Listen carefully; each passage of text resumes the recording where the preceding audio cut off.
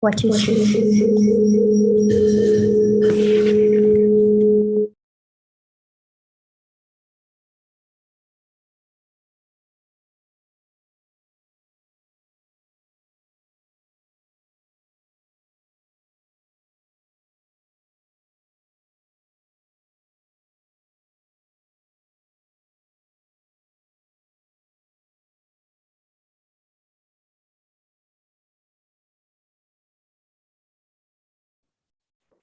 Good morning, everyone. We're just waiting a few minutes for everyone to join the webinar, and then we'll get going.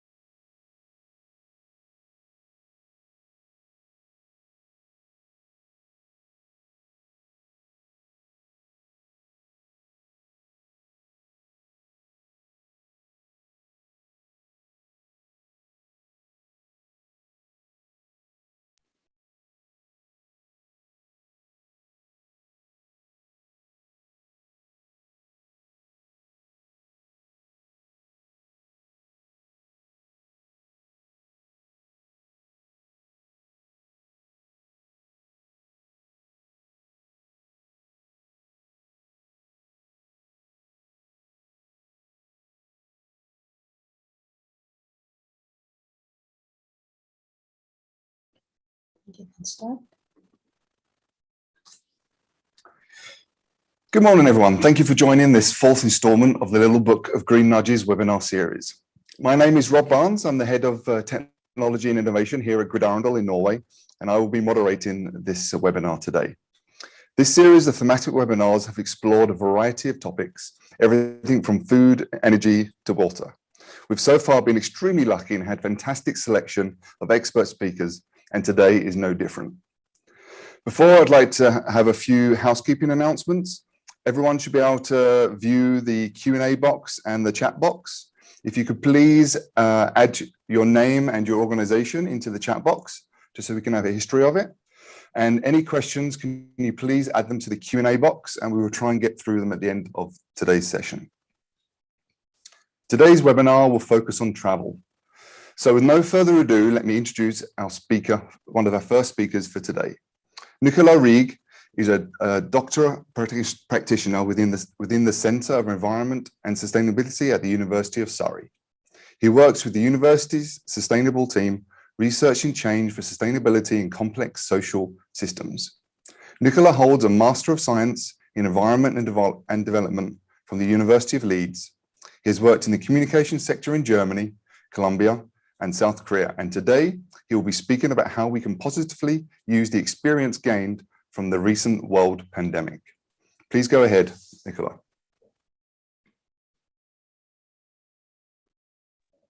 Hi, thank you so much, Rob.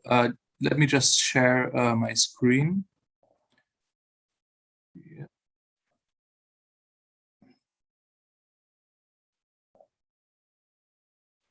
Sorry, a second.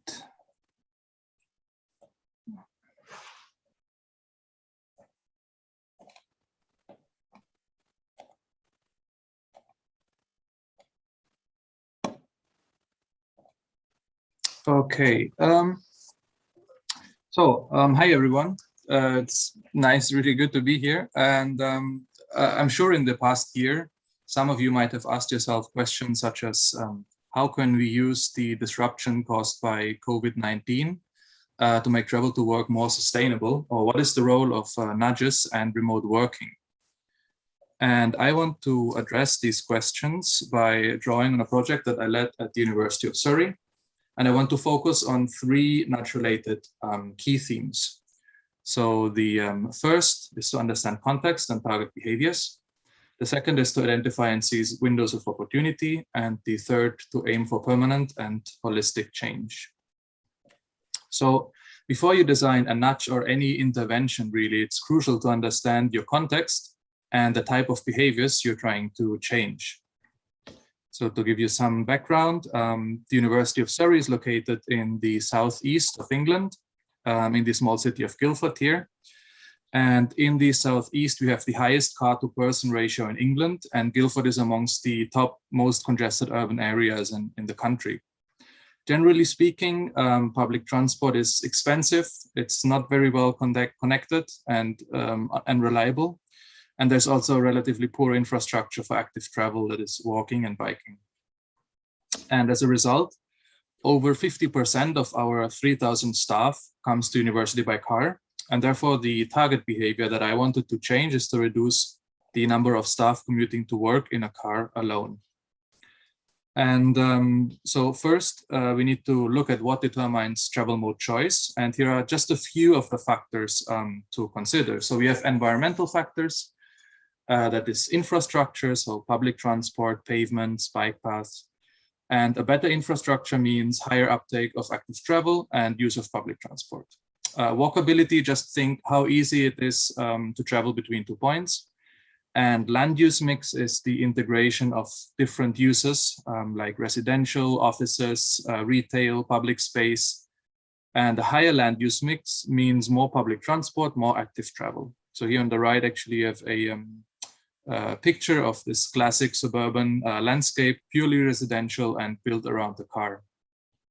And if you look at individual factors from a psychology perspective, there are broadly two sort of behaviors. So deliberation means that car use is determined by the intention to drive. So it's a conscious behavior, I want to drive.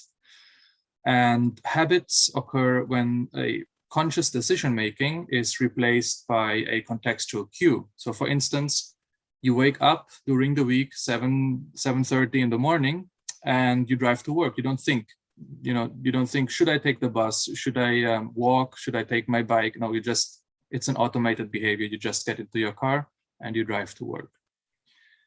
And if we think a bit more about context, the question is also, how can we substitute private car use? Carpooling might work in some contexts, in most it doesn't, and not at the university certainly. As for public transport and active travel, this is very dependent on where you live and the surrounding infrastructure. And also making changes here often is very expensive and just not feasible sometimes. So in our own context, the low effort and high impact solution meant going for the avoided journey, which is remote working. But pre-COVID-19, over 70% of our staff would never or rarely work remotely for many different reasons. And pushing for more remote working would have been an immense effort, and probably it wouldn't have worked. But then COVID-19 happened and showed people that you can work remotely and get stuff done. However, I was worried that when people would be coming back to work on campus, which they do actually this next semester, it starts very soon, they would go back to old behaviors, habits, and remote working would slowly disappear again, unless there was some sort of intervention. So I got together a group of interested parties, and within this group, we used force field analysis, which is a tool to think about how to change something. And we brought all our assumptions on how change would happen, like on how we could make remote working more prevalent at the university. So we brought all these assumptions to the open. So on the left, you have potential drivers for remote working. On the right, you have potential barriers to remote working. And then what you do, you just focus on the most important barriers and try to break them down. The issue now was that all of these things were assumptions, and you can't work with assumptions. So you need proper data.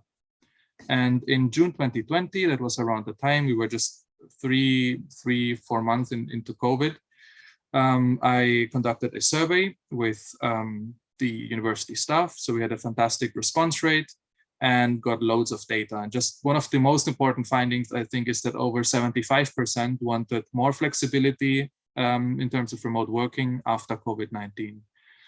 So we checked all these findings against our assumptions and concluded that the best option would be to have some sort of policy document that would legitimize remote working in the long term and also lead to establishing social norms around remote working. And so usually we would say test the effectiveness of your nudge. We didn't have time for that really, so we just went for it. And we had this group of stakeholders, so like sustainability team, transport, space management, School of Psychology, everyone who was interested, feeding data and suggestions to HR, who created what we now call blended working guidelines.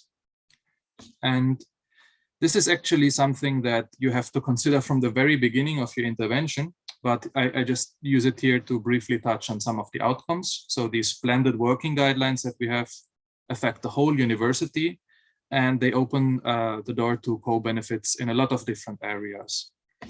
And again, for permanence, but also evaluation and improvement, we have HR monitoring the blended working approach. We have a new staff. I'm leaving the university, so this staff is sort of replacing me. So they will do applied research on remote working specifically, space management and carbon emissions, and also look at unintended consequences, like negative consequences. And there's also a high-level remote working group for space management and remote working. So again, just the key takeaways really is make sure that you properly understand your context and the target behaviors, that you identify and seize windows of opportunity. So if you have a great idea but can't implement it, maybe just wait. And there's a quote by the infamous Milton Friedman: only a crisis produces real change. And when a crisis occurs, the actions that are taken depend on the ideas that are lying around. So just if you have a great idea, just maybe it won't work at the moment, just save it and wait until there's a window of opportunity. It's not only for nudging, but generally change. And then aim for permanent and holistic change. So embed whatever you do in the structure of the organization. Don't make it attached to a single person. Look that there are different ways to make it permanent. And just one additional one is really be strategic, critically examine your assumptions and how change happens. So write down all the assumptions, examine them critically, collect data to see if you're right, if you're wrong, change course if necessary. And the force field analysis is just one way to do that. There are many different ways really.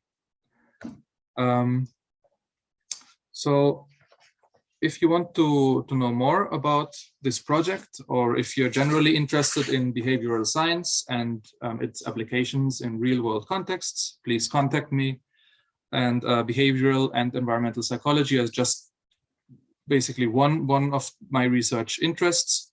And I'm also very interested in complex systems. and organizational change towards sustainability, particularly in higher education institutions. So if you share these interests, please contact me or add me on ResearchGate. So thank you for listening, and over to the next speaker. I'm going to stop sharing now. Thank you so much, Nicola. That's a fantastic presentation there. And obviously you focused very much on the results of being in the pandemic. But how might you nudge people to change their actual mode of transport rather than how frequently they communicate? Yes, so as I said, I think you have to consider how you can change travel behaviors, and there are always different options, and you kind of have the sustainable travel pyramid. So you have carpooling, you have public transport, active travel, and an avoided journey. I think personally, depending, obviously, everything depends. It depends a lot on context, on where people live. But I personally think, and there's a lot of research to back this up, if you live about 20 minutes by bike or walking distance, the best thing to do is active travel, because you can bring a sort of psychological distance between work and your home life. So that's one of the issues with remote working. Some people experience that they lose this kind of barrier, and they work at home, and work and home, everything kind of melds together, which sometimes isn't that great. But as for your question, it really depends on the context. It depends on the resources that you have. Everything depends. Actually, there's research that I'm just reading the comment. It depends also on the weather.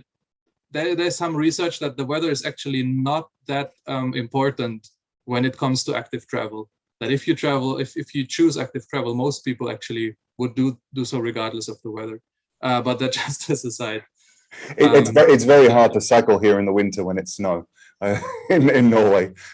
Yeah, I mean, again, it depends where you live, right? That's more of a UK thing where it rains a lot, and you would think, oh, maybe people really don't like the rain, but people who bike, they just, whatever the weather, they bike. Perfect. They're used to it. Okay, thank you so much for that. So next we will hear from Professor Gerald Govers. Gerald is a Vice Rector of Science, Engineering and Technology Group at the University of Leuven. Gerald is responsible for the management of all aspects of state.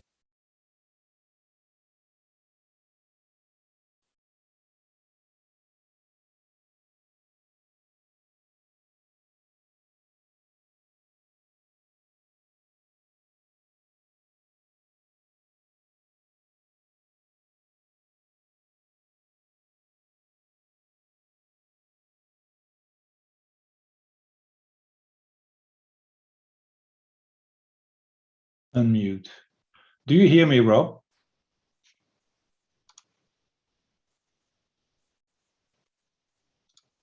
I can't, yeah. I have to leave and go back in again. We can hear you. Okay, so then I'll share my screen. So sorry for this hiccup, but we should.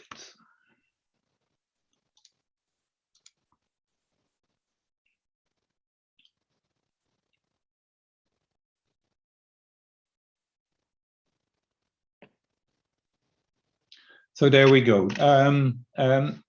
Welcome to all of you. So I'm Derek Govers, Vice Rector of Sustainability of KU Leuven, and I'm going to tell you a little bit of our experiences. Well, I'll move myself out of this box because otherwise, the dent in my head stays the same. So with respect to emissions compensations for academic travel at KU Leuven here, it's a project that we started already some time ago. But just to give you an idea of the context we're working in, KU Leuven is a big university. It has 60,000 students. It has a turnaround of about 1.1 billion euros. So it's really a big university with 12,000 people of staff in the university and another 9,000 or so in the university hospital.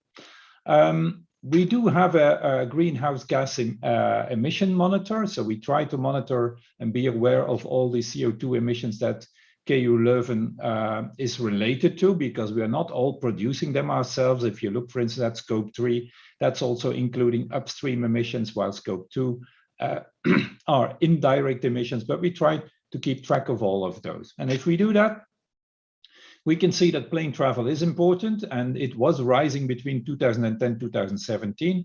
It's now about 12,000 tons of CO2 a year for travel by staff. This does not include, and this is important for you to understand, it does not include travel by students who come to KU Leuven from abroad, or the travel from our students that are traveling abroad for their studies. So we asked ourselves the question, what to do about this, how to tackle this. And of course, we then concluded we need some kind of a travel policy. And of course, you would like to avoid plane travel wherever that's possible. And if so, you do that by avoiding travel if it is not necessary, and to use a more environmentally friendly means of travel whenever that would be possible. So, well, video conferencing, every one of you is now familiar with all this infrastructure. The figure on the right here is maybe interesting just to have a look to see, just to realize how quickly bandwidth has been rising. I mean, this graph is for KU Leuven, but it will be the same for nearly any university institution in Western Europe. So we are now working at a bandwidth of maybe 4 or 5 times what it was less than 10 years ago. That's simply amazing. And that allows us, of course, to do some things remotely and without travel that we couldn't do before. When you travel, of course, it's much better to use a train than a plane. That has to do with CO2 emissions per kilometer and per person. And if you compare the numbers, then the train wins hands down. It's a factor 20, well, 5 to 20 more efficient in terms of emissions than the plane is. So that it depends a little bit on the trajectory that you travel on, but in general, there is no doubt about that. So how did we then go about implementing our travel policy? Well, what we said is, okay, there is a wide list of cities, and you know, if you travel to those cities, you travel by train. That's mandatory. And for us, we are in the center of Europe. That would be cities like Paris or Amsterdam. Then we have a gray list of cities for which we suggest travel by train. These are cities that are reachable within 7 hours, more or less. But then, of course, you come to the conclusion that a lot of plane travel will remain, even if you do all these things. And then the best thing that you can do is to try to offset your carbon emissions. And well, if you talk about carbon emissions, you have, well, it's an important debate. People often say, yeah, but it's not a good idea. Carbon emissions are leaky. There is no real physical compensation. And all of that is true. These arguments are valid. And these are real disadvantages of offsetting strategies. But no matter how you look at it, if you have a modern university, it is very hard to imagine it without any plane travel. So you have to come up with something that, first of all, makes people aware of that they are traveling a lot. And if they are traveling, that there is some kind of compensation. I think that's the best what we can do at the moment. So we first of all reflected a lot on this, on how to do this. And we came to the conclusion that we should go for a carbon compensation system on an individual basis. Because the easiest thing to do would be really to say, okay, the university pays, you know, a carbon compensation fee to the travel agent for all the travel that our professors are doing. But that would not, you know, lead to the right debate in our point, well, from our point of view, because it would not give any responsibility to individuals to do so. And what we need is individuals to reflect on questions like, do I need to travel? Do I need to travel by plane? And what is my place really in all this climate change? Am I contributing to climate change? And how can I contribute reduce my contribution? So we need that kind of debate. And I think the value of that debate on its own already outweighs, you know, all the possible disadvantages that you can come up with respect to carbon offsets. Then the next question is, of course, how do you go about that? Well, as I said, with respect to the change from plane to train, that's something we just introduced mandatorily. We didn't have any discussion on that. But carbon compensation is a bit more sensitive, of course, because you are asking researchers to pay from their own research fund a carbon compensation, and they may therefore feel taxed, and that's not a good idea. So we need to convince people, and we need to generate a consensus that is large enough. So how did we go about that? Well, quite simply, we first started with a voluntary compensation program, and in the meantime, we tried to explain things and try to build support for what we are trying to do. So the voluntary program was quite simple. We wrote an email to each and every professor and asked them if they would voluntarily subscribe to the scheme, which would be a compensation of about 40 euros per ton of CO2 emitted, calculated according to the standards of the travel agency. We did that for 2 years. And in the meantime, what we did, and this is important, I feel, we visited all faculty councils, we explained our travel policies, we discussed the detrimental effects of plane travel, and we discussed why compensation is at present the only option. And we asked them also 2 questions. Well, the first one is, would you be willing to participate in such a scheme? And you see here the different answers. I'm not going to discuss them in detail. And the second one was if you would participate in such a scheme, where would you like the offsets to go? So that gave us really some insight in, the level of support we would have, and it would also give us some insight in where would people like to spend this money on that we collected from these contributions. So as you can see, well, this is a graph that is not totally clear. What you should notice here on the right is that this bar here, these are the people that would really oppose a carbon contribution, a carbon offset contribution. All the others said, well, if everybody else does it, I'm willing to do it as well. So after the debate we had in the faculty councils, we saw that we had quite some support to go to a mandatory system. And we got answers also on where to spend the money on, but I'm not going to dwell on that because we don't have the time. So the next steps were of course, then to use that information to say, okay, let's now take this all together and develop a working system that allows us to invoice everyone at KU Leuven every 6 months with respect to their plane travel and their carbon offset contributions, and that's done. And we also asked the academic council at KU Leuven to make carbon offsetting for plane travel a general policy, and that is also done. So we are now in more or less in a steady state. There has been COVID, but we do now have a system in place that routinely invoices our professors that are traveling by plane to collect those carbon offsets. An important nuance is that we allow professors to opt out, and we think that's important as well, because that makes people feel safe. They can stop it if they want to, so that's not a problem. And it makes the commitment even more concrete. You have to really, well, of course, the opt-out is the optional choice. So if you do not take it, then you are in.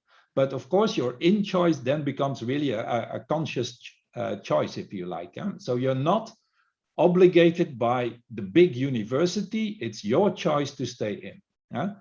And well, of course, that led to some debate. I had some hard time in my own sustainability council, where many people said, yeah, but why do we do this? Why on earth would we allow people to opt out?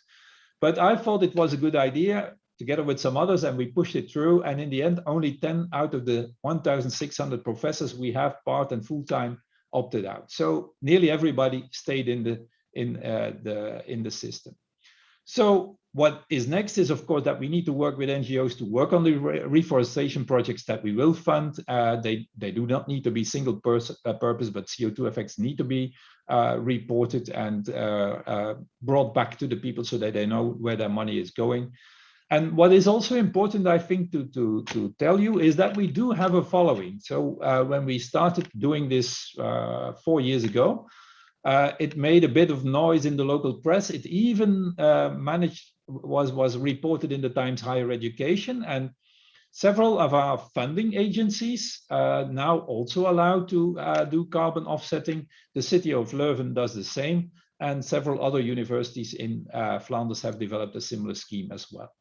So we think that in general, we were quite successful in setting up this scheme, and we hope that it can inspire some of you here. Thank you very much.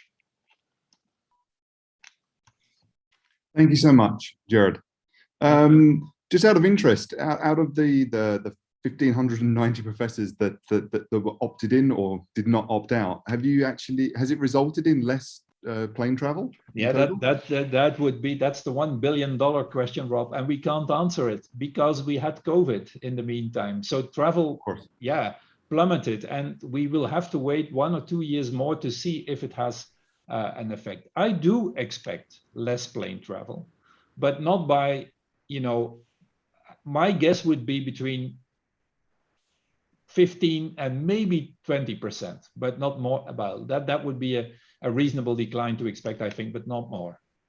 Yeah, that's because I think it's very interesting because this is a good example of not just the green nudge, but also the green frictions that the report speaks about. The fact that we're not just nudging people the right way, but also just giving them a little bit of friction so that they have to opt out. Yeah, and also what is really important is to take this effort and take the time to do this effort to build support. It really, in my view, it's my feeling, and I can be wrong, but I think it made the crucial difference. If we would have gone for a mandatory system 3 years ago, the resistance would have been a lot higher. I'm sure of that. So thank you so much. You're welcome. Next, we will hear from Kate Whitfield. She will be sharing her insights on thoughtful travel. Kate focuses on sustainable operations in the academic sector. She publishes, supervises students, and collaborates on sustainability solutions in academia and higher education. She studied decarbonisation strategies with the Cambridge Institute for Sustainability Leadership and is a member of the American Society of Tropical Medicine and Hygiene Green Task Force. She is the founder of the Zero Verse, which provides online courses and other services on sustainable action in academic setting. Kate has worked in academia for over 20 years. Her roles have spanned lab research, coordinating clinical research networks, and a global health alliance. She has 9 years experience coordinating the Malaria Eradication Scientific Alliance, hosted at the IS Global and funded by the Bill and Melinda Gates Foundation. She currently works for both Barcelona Institute for Global Health and is based in Japan. Please go ahead, Kate. Thank you.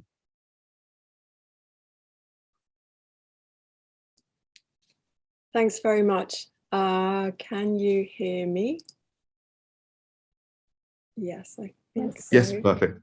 And can you see my screen? Yes, go ahead. Okay, great.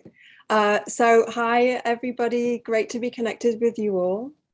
And thank you to the UN Environment Programme for this Little Book of Green Nudges initiative. In my work, I found this to be a really helpful green nudge in itself.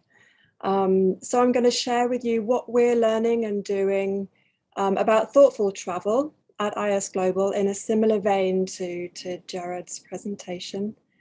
So I'm going to run through, if I can move it down, our new thoughtful travel policy, meaning how do we operate in a way that reduces greenhouse gas emissions related to our work travel, to achieve a low carbon, high impact work travel. I'll go through the green nudges that we're planning to support this approach, and finally reflect on whether thoughtful travel is East according to the Little Book of Green Nudges framework. All right, so the aim of our thoughtful travel policy is to reduce the greenhouse gas emissions from our work travel. So what do we mean by thoughtful travel? We mean firstly being mindful of the carbon associated with air travel and therefore being more selective about our trips. We mean reflecting on what we've learned during the pandemic, so a common theme of all the speakers, that many types of meetings can be virtual, and we see advantages in terms of reduced carbon and also increased access. Thoughtful travel also means prioritizing the low carbon options, so choosing train, overnight coach, or taking advantage of situations where you might have a colleague who lives closer to the venue that can attend in your stead. And then when we do travel by plane, get the most out of the trip we can. So this involves bundling meetings, staying longer, or combining meetings with teaching, this kind of thing. And this is what we mean by high impact travel. So thoughtful travel is not about eliminating all work travel. Some flying is necessary, for example, for data collection or research fellowships, that kind of thing. And traveling by train isn't always a viable means of transport. To give you a sense of the context and drivers behind this effort, so the IPCC makes it very clear, all sectors must rapidly decarbonize, and that includes us. So that's as simple as that. An additional factor for IS Global is that we're a global health institution. So reducing our own greenhouse gas emissions very much aligns with our organizational purpose in terms of improving health. IS Global has embraced the SDGs as a strategic framework, and this has provided an important umbrella for this work.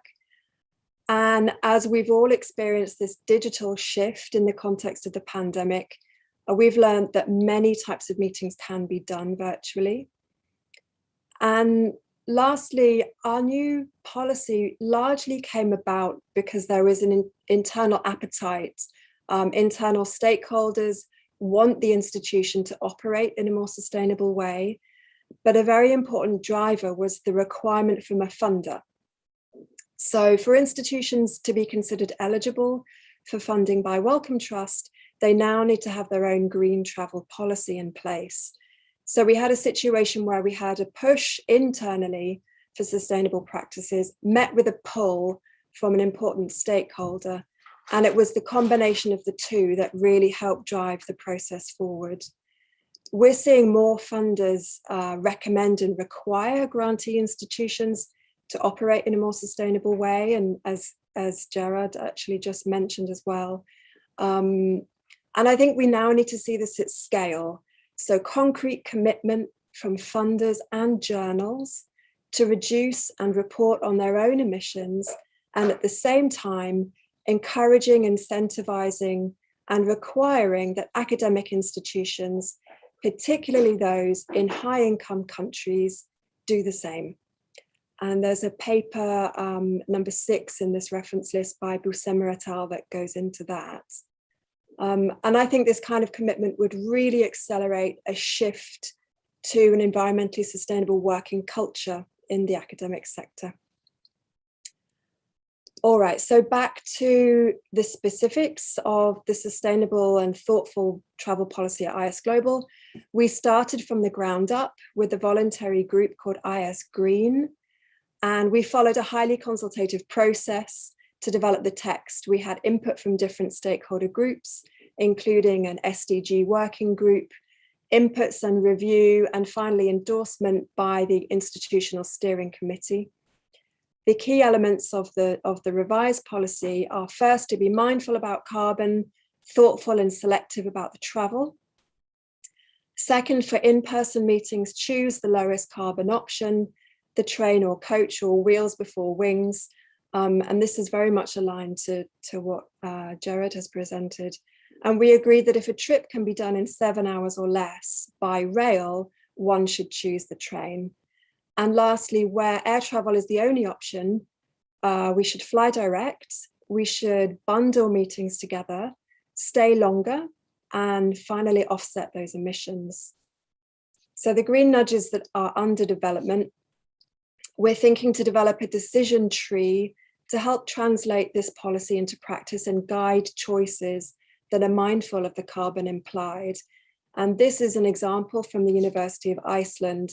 And there's a great travel hierarchy from the University of Oxford. We need to make booking trains as easy as possible. And we're lucky in that we have a centralized booking system. And we're discussing with our travel agent what we need in terms of train itineraries and offsetting when we do go by plane. And there is an online non-binding petition and pledge for thoughtful travel in the academic sector. And this can be a useful tool to make the case, either internally in your workplace or in discussing with funders to demonstrate appetite for this. And we're drafting a thank you slide. So here's the draft that IS Global staff and students can use when they present at virtual meetings. And this is an engagement and social signaling strategy. So then to finish up, is thoughtful travel East? So applying the Little Book of Green Nudges framework. So is it easy? I think yes and no. We've proven to ourselves that much can be done virtually, but it's not easy to have zero traveling. So the question is, going forward, can we prioritize the low carbon options? Is it attractive? I think yes and no. Virtual conferencing can be very attractive to people with no travel budget or work and domestic commitments. But there is an important human element to meeting in person. So the question remains, can we choose the low carbon options going forward? Is it social? I think yes, there's a growing appetite to be green and potentially some social and reputational gains if you're seen to be green. Is thoughtful travel timely? I think this has to be a yes. The window of opportunity is now to reflect on the lessons learned from the pandemic and to embed some new ways of working. And clearly, with average global temperatures continuing to rise, climate change is now a climate crisis. So it's certainly time to reduce our emissions from travel. And I added accelerate, it's not part of the framework, but just to note that I think commitment from funders and journals to important types of stakeholders in the academic enterprise to reduce their own emissions and encourage, incentivize, and even require that institutions, especially those in high-income countries, do the same. I think this would really accelerate a shift to a new sustainable working culture in academia. All right, thanks very much. Thank you so much, Kate. You know, often with these kind of things, like you said, we're kind of preaching to the converted, and these things are very attractive to people that are already interested in these kind of motivations. But how would you necessarily nudge somebody to do these things that don't have that motivation? Right, I think this is a good question. So I think it's important to include everybody in the conversation. So we try to include people that fly a lot in the development of this text and in the review process. People are, of course, free to make their own choices, especially if they have their own travel budget. And I think really we need to see a shift in our working culture, but in terms of sort of nudging and encouraging individuals, we might take a leaf out of the behavioral sciences book. I think there's an important study by Schultz on energy consumption in households, where just by the energy company reporting to the customer their energy use on average compared to their neighbours. So are they better, are they more energy efficient or more energy consuming than their neighbours? And putting a little smiley face on their energy bill if they're more energy conserving. These kind of nudges could be interesting. So if people get an internal report to see how they're faring against their, maybe even their own record or the average of the institution, that could be a way to encourage people to shift their approach. So part of human nature is that we're all competitive. Is that what you're saying? Well, and maybe we like to be rewarded and recognized for, you know, this might be kind of a social nudge as well. But yeah. Okay, thank you so much, Kate. Thanks. So, and lastly, but no means least, we have Martina Altea Bellazona. Martina is an EU project manager at the Centre of the Global Strategic Engagement of the University of Padua, Italy. She works on international projects developed in partnership with European and non-European universities. And she's currently specializing in designing and managing projects specifically related to the environment, as well as in mainstreaming the environment into international cooperative initiatives. She collaborates with the Office of Sustainable Actions of the university, with specific focus on international sustainability initiatives and on enhancing the trade-off between international activities on climate change. She's a member of the Italian Green BIS, Green Professionals for Development, a qualified working group promoting environmental action. And today, Martina will be asking the question, can travel be sustainable? Thank you very much. Thank you. Thank you, Rob, and thanks for having me. Thanks for giving me the floor. So let me share my screen and I'll start right away my presentation. Okay. Okay, here we go. Can you hear me? Can you see my presentation? Yep, please go ahead. Okay. So good afternoon, good morning, everybody. Well, I'm Martina, and as Rob was saying, I work at the University of Vienna. I'm very excited to be here today because I'd like to share with you some insights of what's going on at the university in terms of sustainable travels, and I hope these insights will be helpful to any of you. So when I speak of sustainable travels, I actually refer both to international and local travels. But as I work in the international area, let's start with international mobility first. Well, in this sense, I am extremely happy to present you the transit program. There is, I think, one of the first and most important achievements that we got so far. The nudge of reference for this program is the one you see here in the slide. So we wanted to offer interest free loans for public transport passes. Well, so the transit program was conceived in spring 2020, where we were in lockdown. And in less than 1 year, it became reality. So I'm extremely excited about this. The transit program is indeed conceived to support students in purchasing tickets for sustainable means of transportation, meaning trains and buses instead of airplane. And in this sense, well, the IRO, so the International Relations Office, was really instrumental because the transit program was conceived by the International Office and was implemented by the International Office, providing a budget of some 20,000 euros. And the result for this being the very first and pilot activity, well, it was very good, I think, because some 60 travels got funded in this course call. There was devoted to the outgoing students for Erasmus mobility program in the first semester. So we can expect this number to be rising in the future. And well, this first result was quite a success to us, also because it helped to raise awareness among students of the CO2 emissions and the difference of the environmental impacts of the different transportation system. And well, this is let's say, the first step of our sustainability strategy when it comes to international mobility, avoiding as much as possible air travels and really empowering students to avoid it. But when that's not feasible, we are planning to default carbon offsetting process in our activities, and this will be realized through tree planting. So this is still in a planning phase, and we expect to be able to start a so-called Erasmus forest in probably 1 or 2 semesters.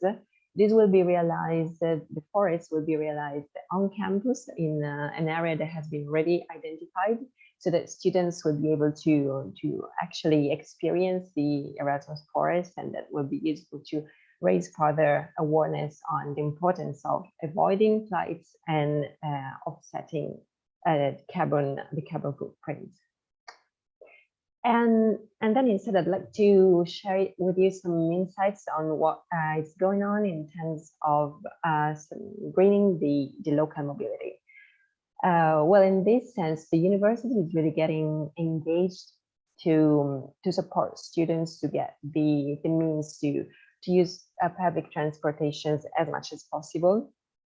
And indeed, one of the activities were most that gave us more satisfaction is a so-called Unipass. So the university invested quite a lot, some 800,000 euros, in releasing this card. There is a city transportation pass that students can purchase for just 20 euros per year. So this is the cost of a weekly pass, but I instead got a yearly pass. So this is I guess truly important, not just really important support to students. And indeed, the response was just amazing, because more than 10,000 passes were purchased, meaning that more than 10,000 students are now traveling around the city using public transportations instead of probably using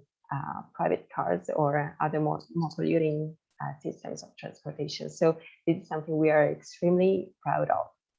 And then there's something specifically related to bicycles, let's say, that I'd like to share with you. And there are 3 nudges that in this sense are crucial to us and we're really working on.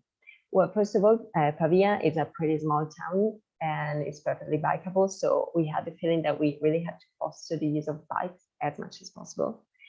And in this sense, we are working on, first of all, the creation of a bicycle repair station that will that makes reference to the nudge to make easier to cycle around campus. And this is very true for Pavia, especially because we don't have just one university building, but the university is a so-called city campus. So buildings are spread more or less everywhere in the city. So it is necessary to have bicycle repair stations to really support people to bike around and to get necessary support if needed.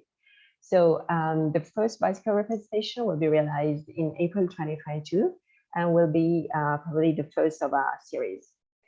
And secondly, another aspect that we really got satisfaction from was the nudge that means to support people before they need it. In this sense, we equipped the central premises of the universities with bicycles that staff can borrow for free. And so far, there are some 10 bicycles available. And this nudge, this activity is very easy, but very effective, because indeed, bicycles are very requested, and apparently it really happens that people don't expect to need the bicycles, and instead they do. So this is so easy but so effective. And finally, we wanted to make sure that we could welcome newcomers at the University of Pavia in the most sustainable and efficient way possible. So in this sense, we created an handbook that we delivered to all the incoming students from abroad. But in the end, we realized that was really helpful. So the handbook was actually shared to all newcomers, all freshmen of the University of Pavia. And the handbook is intended to, well, to provide all the tips and suggestions to make students' life as much as sustainable as possible when they're arriving in the city. There are tips on various topics, from recycling, for instance, to shopping. And then there's a whole set of tips specifically related to the green mobility. In this sense, indeed, we created maps to help students get oriented on where they can find bike lanes, bike sharing stations, but also where to rent electric cars, for instance. So we tried to give a wide view and support newcomers in this sense. And the budget was just zero. It was just realized by us with a little extra work. But in the end, the result seems pretty big and pretty useful. So this is just some tips that I hope can be of help to kind of you. And in case you have any other question, of course, remain available, and here you can find some contacts for more info. Thank you. Thank you so much, Martina. There was many, you covered many nudges and many tips and tricks there. In your view, what was the most successful one in promoting sustainable travel?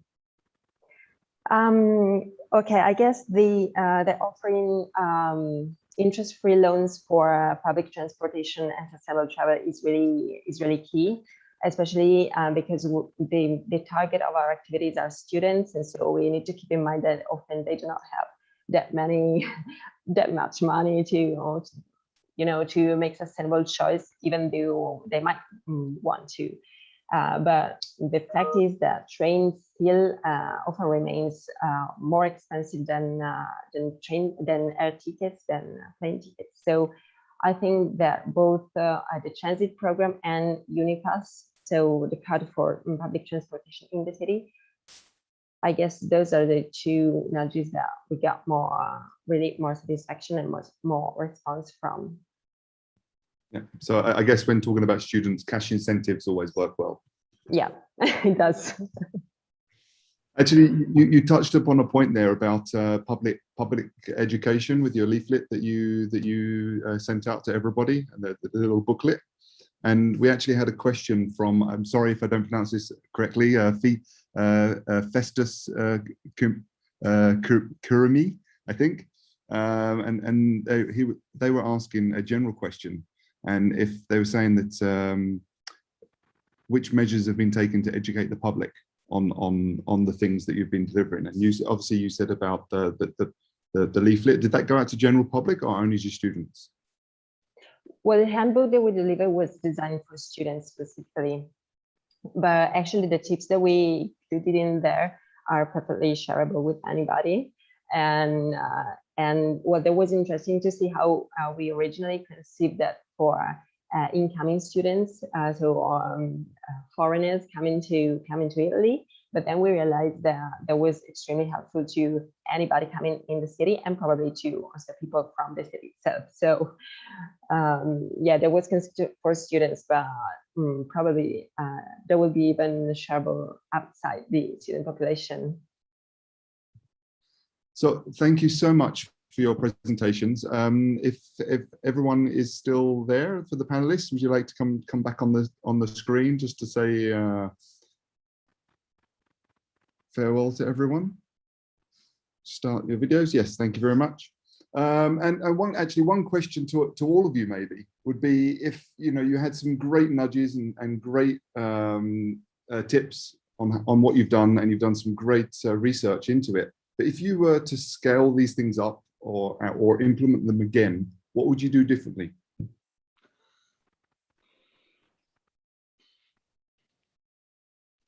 So maybe start from Nicola. This is a really interesting question. I think one of the things that I said, it's really important to seize windows of opportunity. And obviously, no one predicted COVID-19. So we had like some thoughts, and we thought, oh, remote working, maybe that would be a good thing to do. But apart from that, we hadn't prepared anything at all. So it was immensely stressful to kind of get all the stakeholders together, design the survey, think about the guidelines that we wanted and everything. So it was just a very stressful month. So I think in general, if we know that we want to do certain projects and we think maybe it's not the right time, it still is worth like having at least like a basic, more like elaborated ideas, maybe a basic strategy, then we can then adapt when the time is actually there. So maybe be a bit more prepared.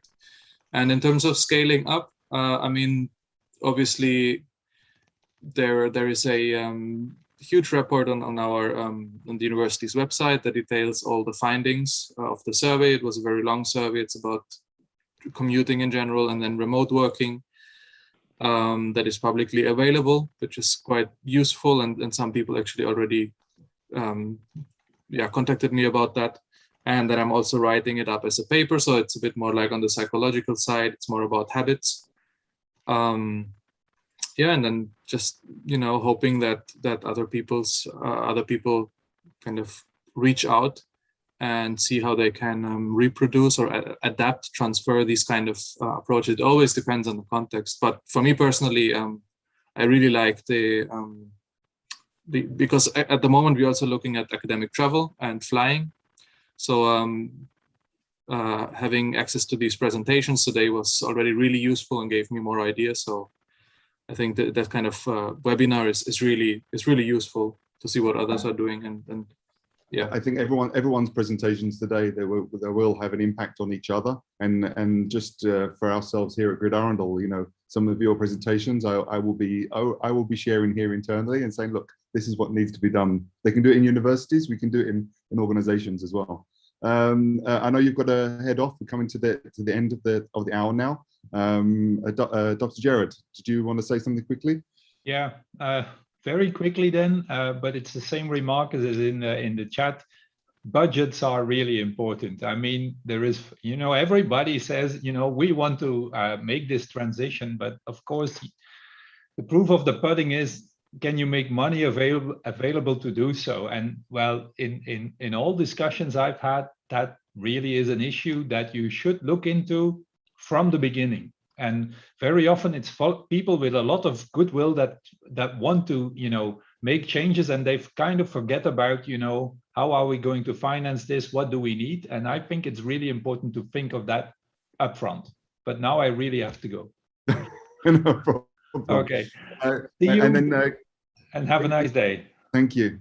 Kate, did you how would you have done things differently if you were going to do it again? So very quickly, I think we don't just travel to meetings that are hosted by others. We actually host a lot of meetings ourselves.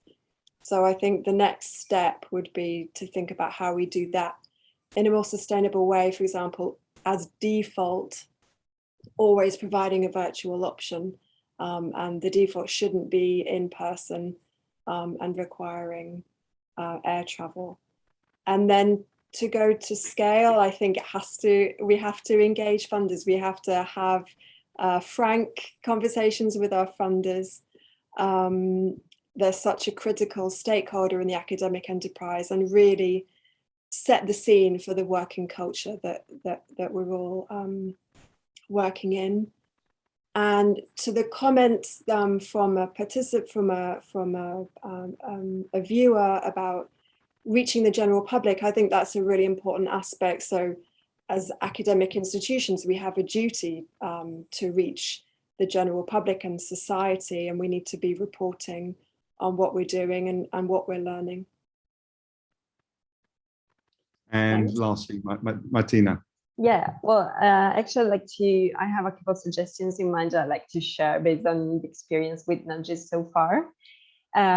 First of all, I think that it is fundamental in a university to ensure coordination among premises and offices, because I feel that very often there are similar things, similar initiatives maybe going on, or people still want to go in the same direction, but then there's no synergy between the efforts. So I think that making sure to have central office, for instance, an office for sustainability, or still a contact point, is fundamental to coordinate them.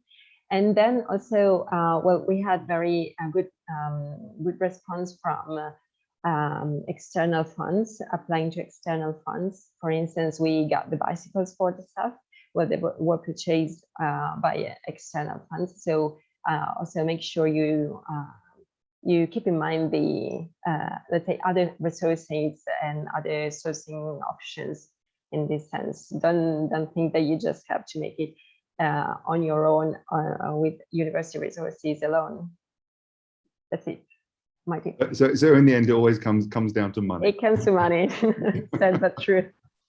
Perfect. So thank you all so much for joining us today, for our wonderful panelists, and thank you. We had over 30 attendees today. Thank you all for taking time out of your day to listen to panelists, and hopefully you'll be able to bring some of these examples back to your universities, your organizations, your home life. Thank you so much. I'm just going to end with a small video from the little green nudges. and goodbye. Thank you.